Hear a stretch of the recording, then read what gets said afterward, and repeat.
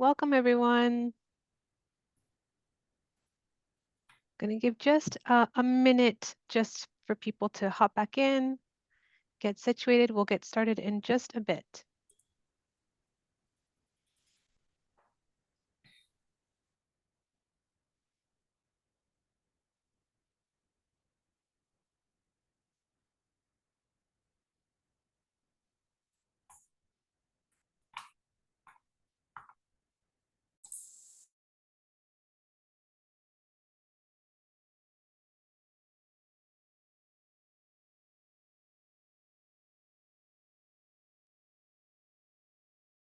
Okay, we'll go ahead and get started. Thank you, everyone, for joining, and welcome to today's Community of Practice. My name is Desley Giorzi. I am the chair of AACRAO's Transfer and Articulation Committee, and I am joined by Diana Fryer, who is our vice chair, and we are really excited to bring you another session of our Community of Practice series. So we actually host these gatherings throughout the year to help strengthen the connection and collaboration in the transfer world. And these conversations are actually open to any ACRO member, and they are designed to support engagement around transfer topics, unique cases, and even shared challenges. And so our hope is that this space helps you build a network of colleagues that you can reach out to in the future as resources, almost like a true phone a friend community. Today, we're really happy and pleased to welcome Beth Simpson, International Admissions Manager at the University of Phoenix. Beth has been managing international evaluations for 16 years and previously served as an international evaluator for 7 years. She has presented many times both at ACRO and at PACRO, the Pacific Regional Conference, and even contributed to the 2016 ACRO International Guide, along with Mark Booker, former chair and transfer of the Articulation Committee. Let me share my screen. Actually, I was supposed to do that right off the bat. Let's see here. My apologies.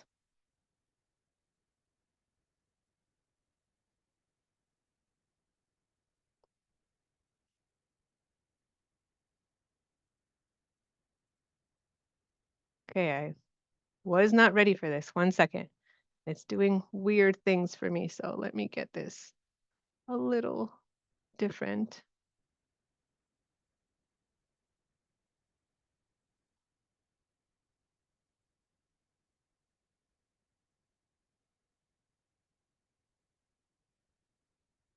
It's always weird when you work off one platform and then come to Zoom because it doesn't work just as the same as you're used to. So apologize for that.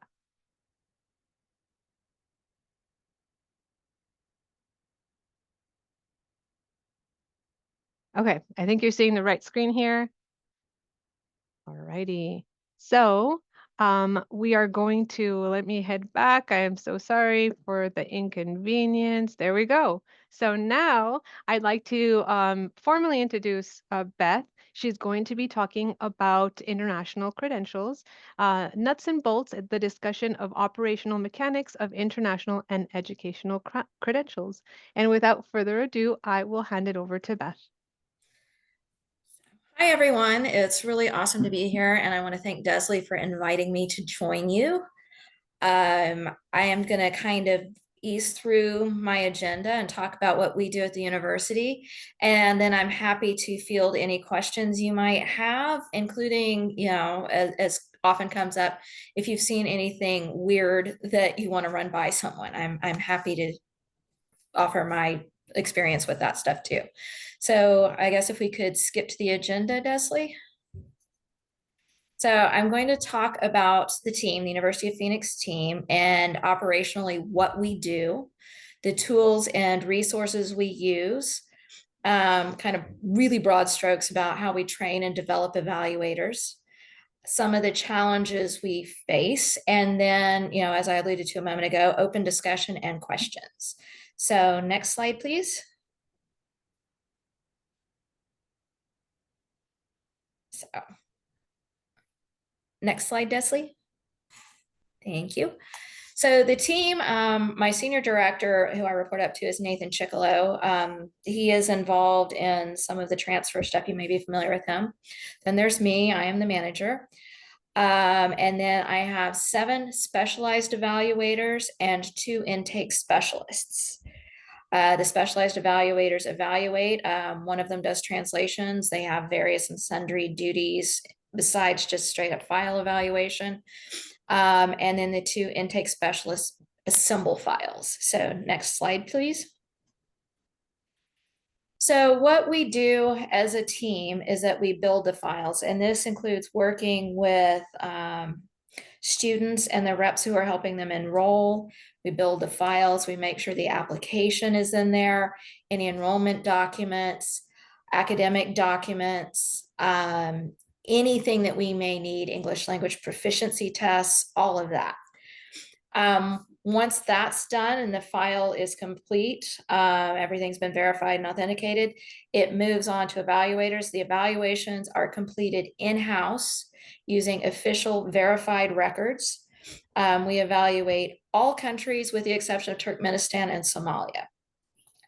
We do pre-evaluations, unofficial pre-evaluations that help with student placement, particularly graduate students, help them have some notion of how many transfer credits they may be bringing in, how those might apply.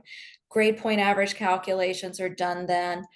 And that just kind of gives the student a notion of where things stand. Those are based only on the academic documents. We won't be looking at overall admissibility at that point.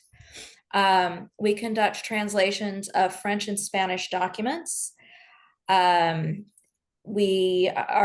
my translators are certified. They've been tested, usually by Berlitz does the testing on their facility with translation. We require certified translations for documents that are not in French or Spanish. And then we do our own internal document verification where we authenticate that everything is official, original, legitimate, is both a best practice and a way to kind of stop any fraud from moving forward. So next slide, please. The resources and tools we use, we have internal policy documents. Internal policy documents, Desley is familiar with this, is our policies and procedures manual, but it's all of the policies of the university in terms of admission, progression, the works. We have all that we refer back to. We have also what we call the International Handbook, and that builds off of policies and procedures. And what it is a country by country breakdown of what we need in terms of, well, we have our English language proficiency stuff in there.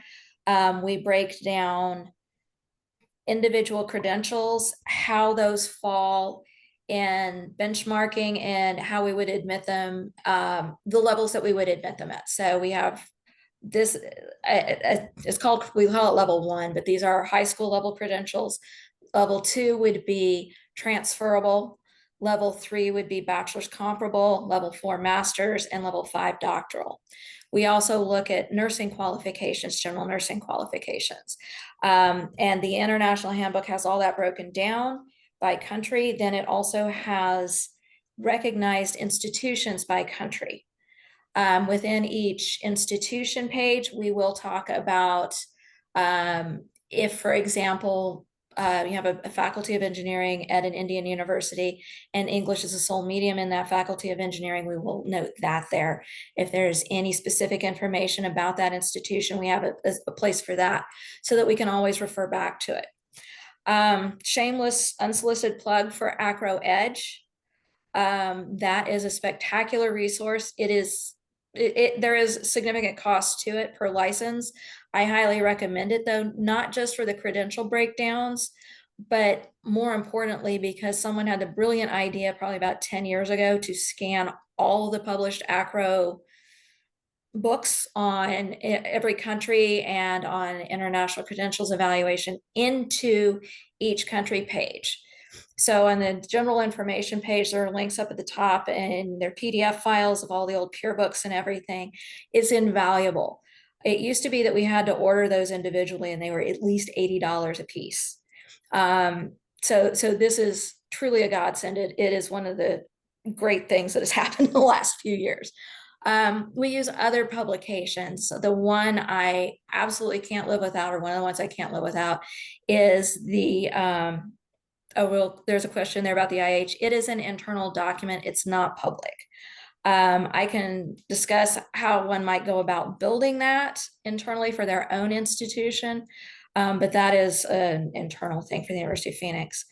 Other publications we use, the Indian Universities Handbook, or Handbook of Indian Universities, that breaks down affiliate institutions and program information for each university.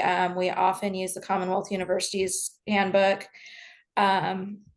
IERF has some truly stellar publications. ECE has some great publications. Roam their websites. IERF has the vault, and they have things that they've uploaded in there that you can download and use electronically. NAFSA has some great stuff. A lot of publications have cost to them. Some don't. So I would suggest, if you are looking for something, just kind of dig around, ask someone.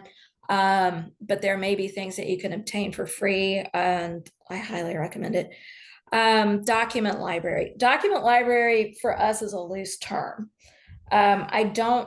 We have talked about building a specific house document library, but that's an incredibly broad project, an incredibly time-consuming project. So what we have is some reporting that we can do, and it breaks down international students by country. And I can go in then, if I need to look at a document from Moldova, and I can look through Moldovan students who've been processed through an X amount of time and pull up documents and look that way. Really helpful and useful practice. I think sometimes you can find some document examples on Edge and in other locations, and that's kind of great. A lot of countries are not consistent, even institutions are not consistent year by year by year with what documents look like. And if your institution is like mine and you see old things more than you see new things, any sort of document library you can find, I would take shameless advantage of it. And then there are other institutions and agencies. And when I say institutions, I mean like the home institutions, the sending institutions in other countries. Cultivating a relationship with, if you see a lot from a specific institution, cultivating relationships with that institution, that is a really good practice. Contacting them when you have questions, contacting them when you need more information is a really great thing to get in the habit of. If you're on a tight deadline, that can be a problem because they aren't always really quick to reply back. But I have noticed that increasingly, as they become more and more, I guess, web driven is the word I would use. Things are more electronic. It has gotten to be easier and easier to get information from these schools. And that can be both in terms of verifying documents, but we've asked about admission requirements for ancient programs where we can't find archived information online. Any of that is really helpful. And then the agencies, the evaluation agencies, are also a great resource.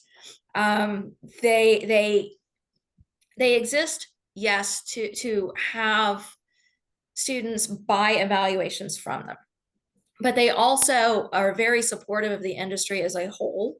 And they're wonderful about going in and saying, hey, if I have a question, I contact ECE, or I've been known to contact Sillian Associates or IERF or any of the others, and say, I have this. What is your perspective on that? And so this is one of the things that we do on a regular basis. So next slide. So training and developing evaluators. Our evaluators have to be trained on domestic first, and they have to be very proficient at it. They have to get, at any point in the training until they're turned loose, 100% of their work is audited for quality and to ensure that they're not making errors. They have to be getting a bare minimum 95% before we'll let them progress. When they are really proficient at domestic evaluation, then we'll move them into international training. My international trainer is one of my lead evaluators. She's extremely good. Her knowledge is encyclopedia, and I love what she teaches. We train based on areas of influence. So we'll start, for example, with systems of education that more closely resemble the US system of education. Then we'll move on to, for example, UK influence systems of education, where you see students whose secondary completion are comparable to O-level exams. And we'll work through it that way. They need to have shown a fairly decent level of understanding in each style of system before we move them forward. And we focus on a methodology of, it's not just years of study, it's looking at years of study where the qualification falls in the benchmarking of a particular country. And we talk in terms of comparability and how that student is likely to succeed in our programs and at a US institution. As we work through those areas of influence, we keep emphasizing the overall methodology. And it can take, we've done it in as little as 3 months to fully train an evaluator. I don't recommend it. I think it's more of a 6-month process with international. It's just, there's a lot. If you're training them to evaluate all countries. 100% of the work completed by international trainees is audited for accuracy. And then once that training is complete, once the classroom work is done, then we do 100% audits until they're achieving at least 95% accuracy. And then we'll, even once the evaluator's through training, we're still auditing and quality checking work and making sure that everything is copacetic and everything is that they're not just making a hash of the evaluations. We have specific mechanisms for asking questions, and those are email DGs.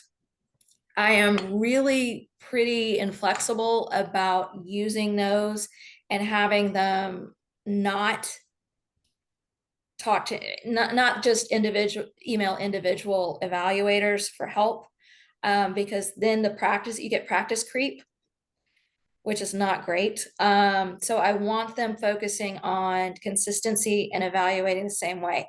And I'm on all those DGs, so I see what the questions are and I see what the answers are, and I can intervene at any time to head off any problems or to make any corrections that may be necessary.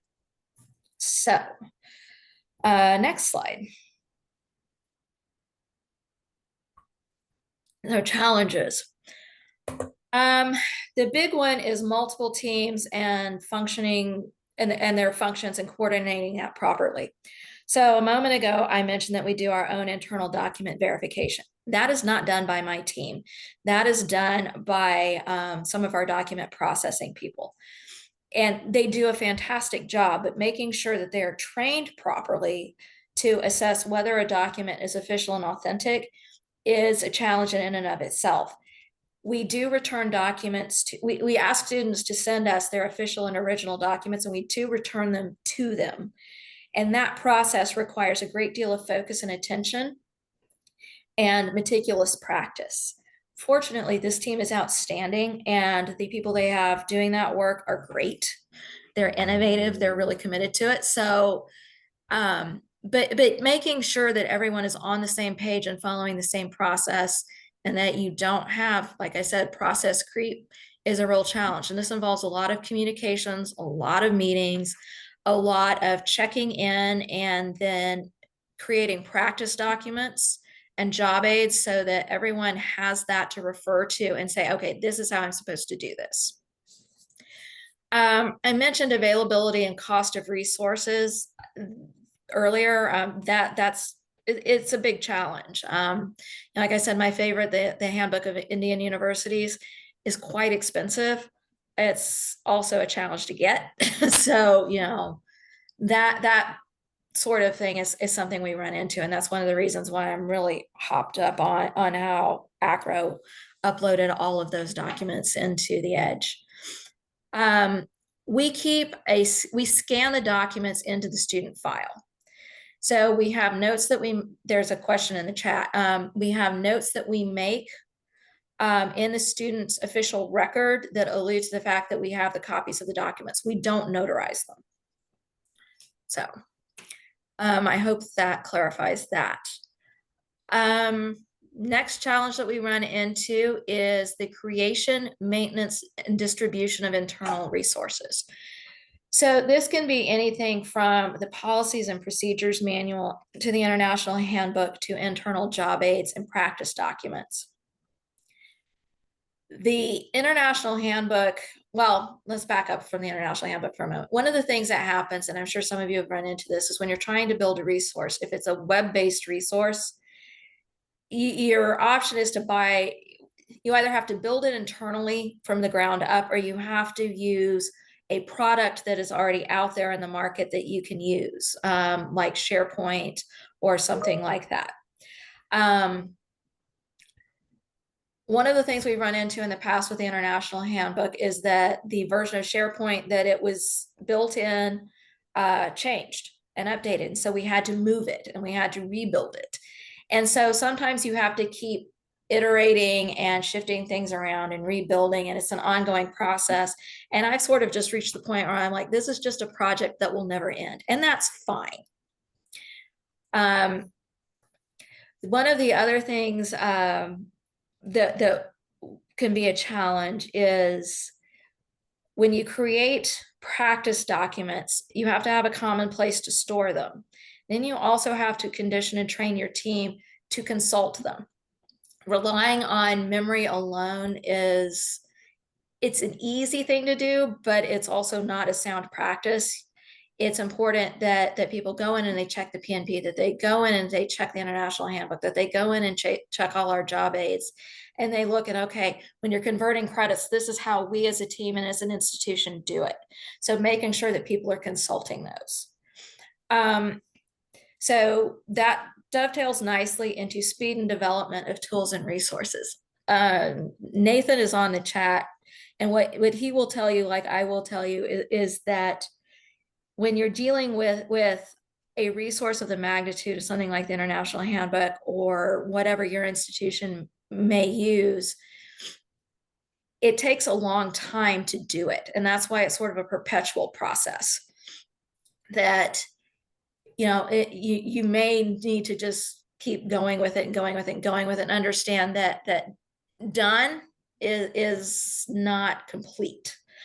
The other thing is just that getting technical resources, technical support. The technological teams at your institution may not necessarily be available to work on what you need to work on when you want them to work on it. So that is something that has to be factored in. Another challenge is process adjustments. And this is something that's constantly ongoing. So I may advise my team, I want you to handle pre-evals this way. And then we may have a file or a student situation that comes through and it has some quirks to it that we may not have considered. So we have to adjust and turn around and advise the team, okay, except now we have this, so this is changing. And you have to, one, make sure that they're keeping up with that change. Two, make sure that you've documented that change, and also archive the way it's been done in the past, so that if there's ever a question, well, how did you do example A versus example B, you can go back and show how things changed and how things shifted. Another challenge is development time for evaluators. So I mentioned training time and how I think that, 6 months is probably the minimum. I think development time for an evaluator, when you get out of training, an international evaluator, it's before they're really comfortable and reliable in their judgment, I think it's a bare minimum of 18 months. My entire team is remote. So they work fully remotely. They don't come into the office. And what I found is that has expanded that development time into probably 2 years, if not more. There is something that happens in office where you have that conversation where you have two evaluators who may pop up from their respective cubicles and start talking over an issue, and then the entire team comes in and we're all hashing it out. That doesn't happen remotely the way it used to in the office. I've done both remote and in office fully both ways, and then hybrids. It's a give and take, which is better. I don't really have an opinion one way or another. They both have pluses and minuses, but you do have to kind of factor that into development and training, which also comes to my final challenge there, which is work modality.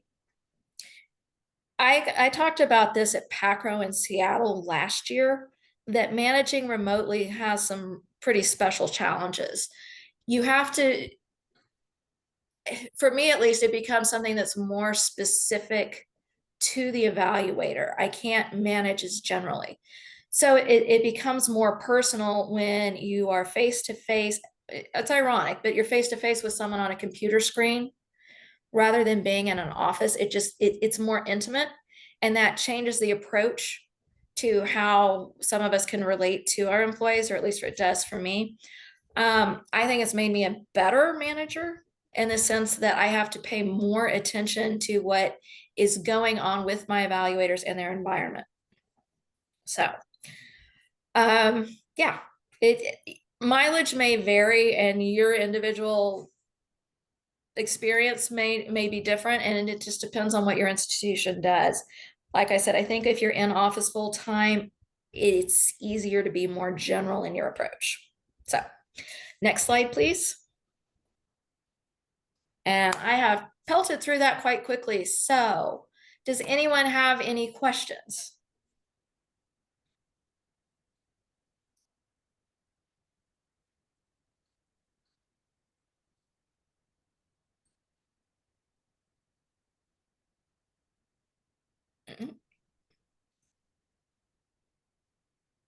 Or commentary? I'm good with that too.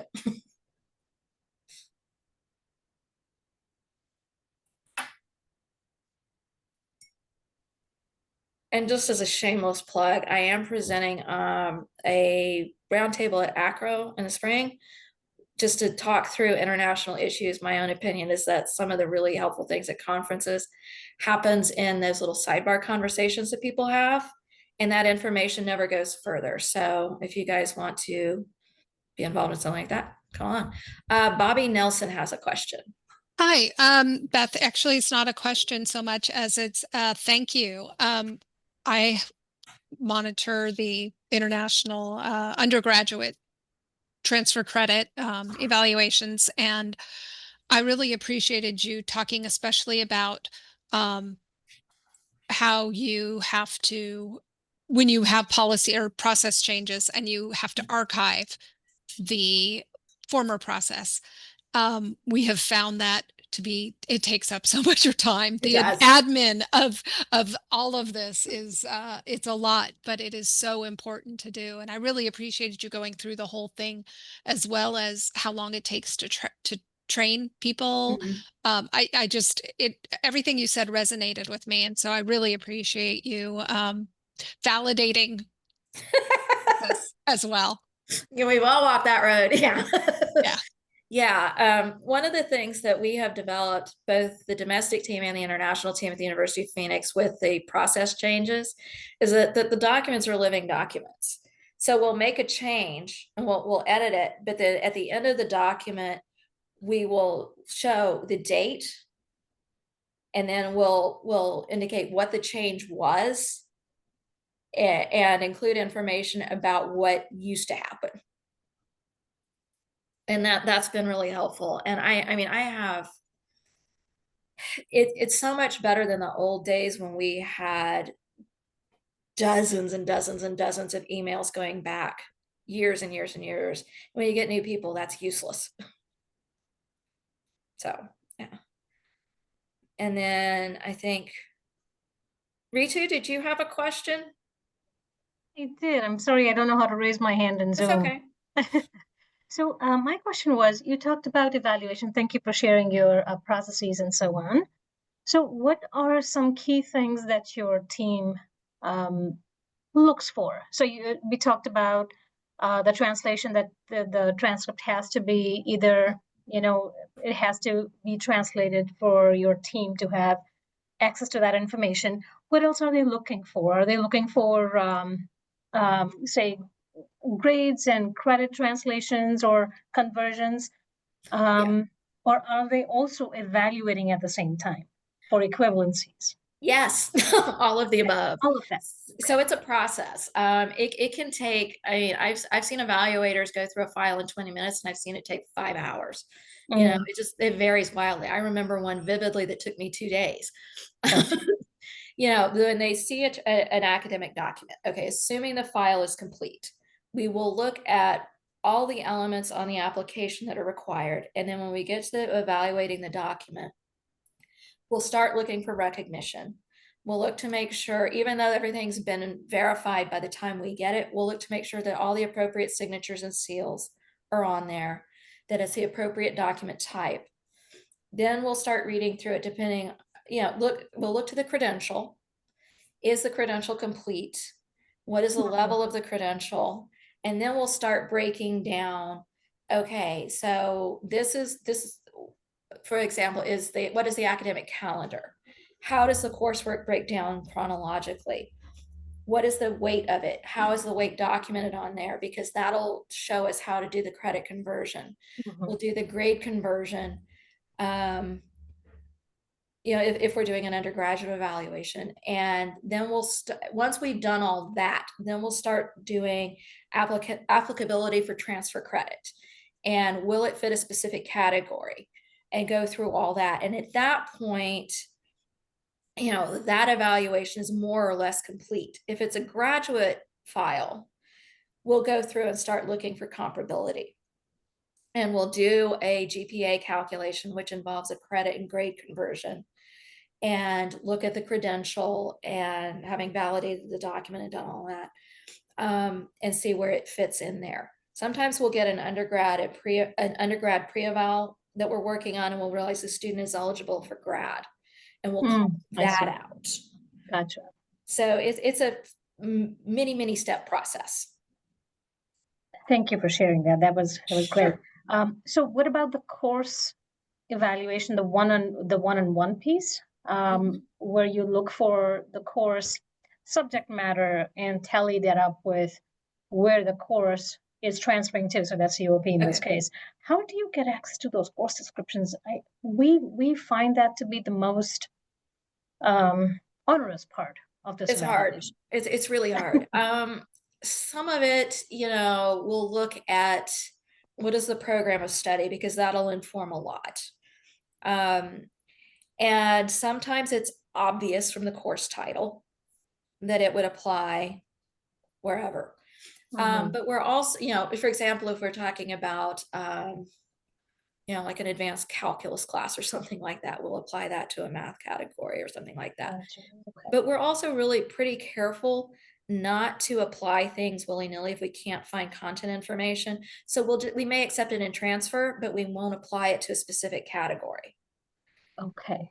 And the student has the opportunity to provide us with acceptable course content information, and we can reassess at that point.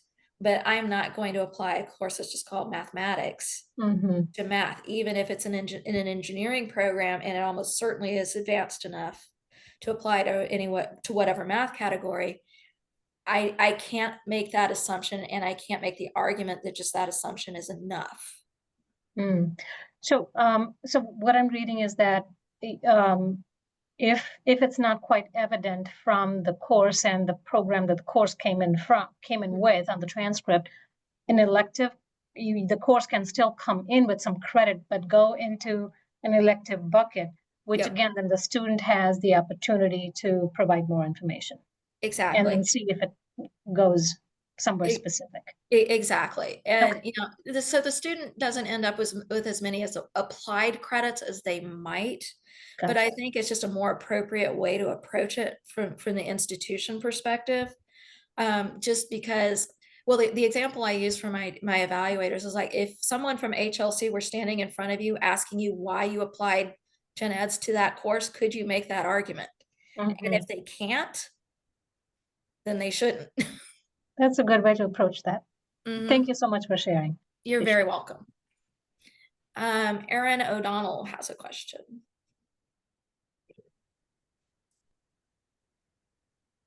And she's muted. Oh, Erin?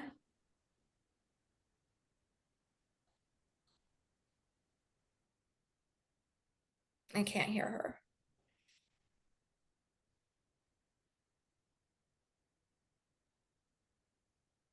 We may have to come back to Erin. Okay. Or drop it into the chat. That works too. So, any other questions?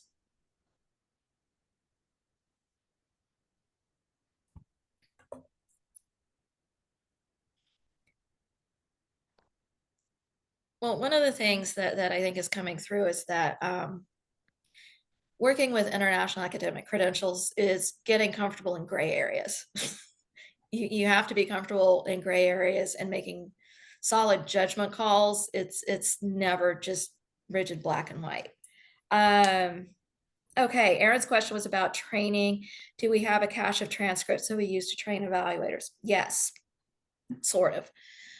What we've done the last few times is I alluded to a report that we can get into and we can pull documents that way.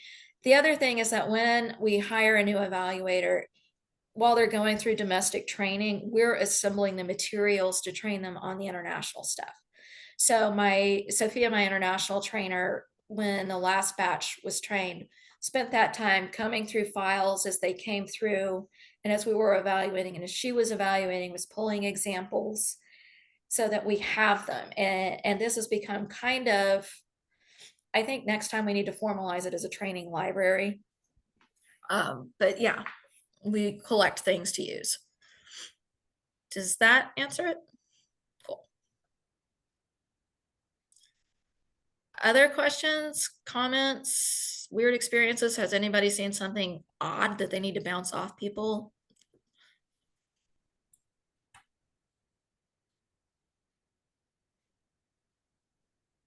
Okay. Okay.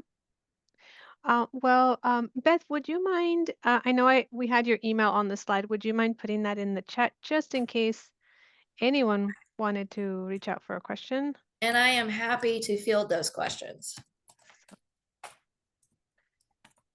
Great. That way it's on there, but like Beth said, she will be at the annual conference in April. So there's always an opportunity to chat there.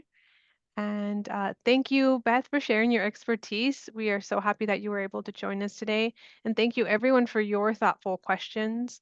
And our next community of practice call won't take place until February of next year. And we'll share that topic and the exact date in the Exchange website when we get closer to that date. But for now, we wish you all a happy holiday season, and we look forward to seeing you on our next call. So thank you, everyone. Thank you.